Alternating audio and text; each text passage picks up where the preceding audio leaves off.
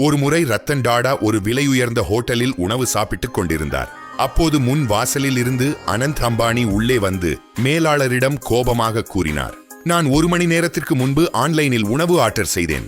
இப்போது வரை உணவு வரவில்லை. நீங்கள் இருங்கள், இப்போது நான் உங்களை என்ன செய்ய போகிறேன் என்று மட்டும் பாருங்கள் என்று கூறிவிட்டு ஆனந்த் யாருக்கோ போன் செய்ய தொடங்கினார். அப்போது ரத்தன் டாடா அவரிடம் வந்து கூறினார், தம்பி, இன்று ஹோட்டலில் பணியாளர்கள் குறைவாக உள்ளனர், அதனால்தான் டெலிவரி தாமதமாகிறது.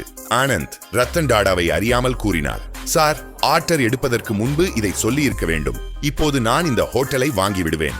அப்போது ரத்தன் டாடா கூறினார், தம்பி, மன்னிக்கவும், தவறு நடந்துவிட்டது. ஆனால் இந்த ஹோட்டலை நீங்கள் வாங்க முடியாது. அனந்த் கோபமாக, நான் இப்போது இந்த ஹோட்டலை வாங்கி காண்பிக்கிறேன் என்றார். ரத்தன் டாடா பதிலளித்தார், தம்பி, இந்த ஹோட்டல் என்னுடையது. ஒருவேளை நீங்கள் என்னை அறியாமல் இருக்கலாம், ஆனால் உங்கள் அப்பா என்னை நன்றாக அறிவார். உண்மையில் உங்கள் அப்பா 1 வருடத்தில் சம்பாதிக்காத அளவு பணத்தை நான் 1 வருடத்தில் தானம் செய்து விடுவேன். இதை கேட்டு ஆனந்த் அம்பானிக்கு அதிர்ச்சி ஏற்பட்டது.